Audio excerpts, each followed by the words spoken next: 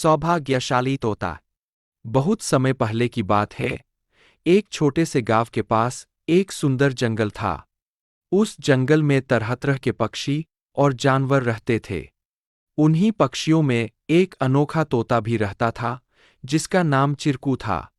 चिरकू को लोग सौभाग्यशाली तोता के नाम से जानते थे, क्योंकि जहां भी वह जाता, वहां कोई न कोई चमत्कार हो जाता या किसी की किस्मत बदल जाती।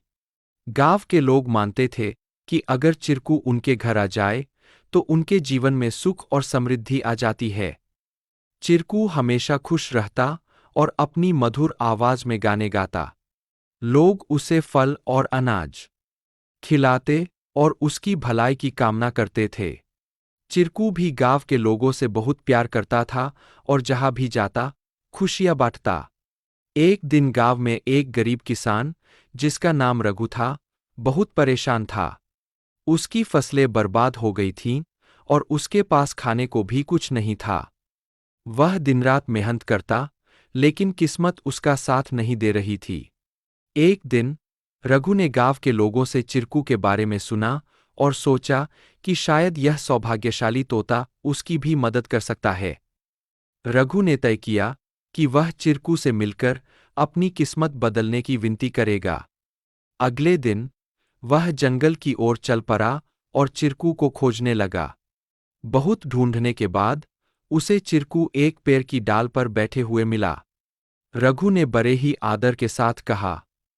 चिरकू ने रघु की बातें ध्यान से सुनी और उसकी आंखों में दया उमड़ आई। चिरकू ने अपनी चोंच में एक छोटी सी चमकती हुई पत्ती उठाई और रघु को देते हुए कहा, यह जादुई पत्ती है। इसे अपनी जेब में रख लो और जब तुम अपने खेत में काम करने जाओ तो यह पत्ती तुम्हारी किस्मत बदल देगी। रघु ने धन्यवाद कहा और वह पत्ती लेकर अपने घर लौट आया। अगले दिन वह अपने खेत में काम करने के लिए गया। जैसे ही उसने खेत में जुताई शुरू की, अचानक से बारिश होने लगी। उसकी सूखी जमीन हरी भरी हो गई और थोड़े ही समय में उसकी फसलें लहलहा उठीं। रघु की मेहनत सफल हुई और उसकी किस्मत सच में बदल गई।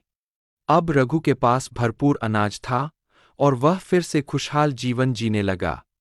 उसने गांव के लोगों को चिरकू की बुद्धिमानी और उसके द्वारा दी गई जादुई पत्ती के बारे में बताया।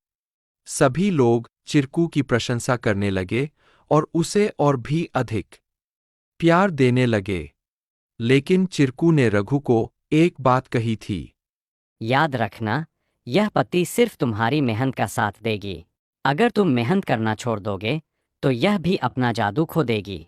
रघु ने चिरकू की बात समझ ली और कड़ी मेहनत जारी रखी। धीरे धीरे उसकी स्थिति पहले से बहुत बेहतर हो गई।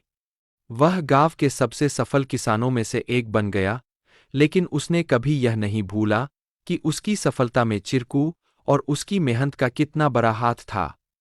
कहानी से सीख। इस कहानी से हमें यह सीख मिलती है कि किस्मत भी उन्हीं का साथ देती है जो खुद मेहनत करते हैं।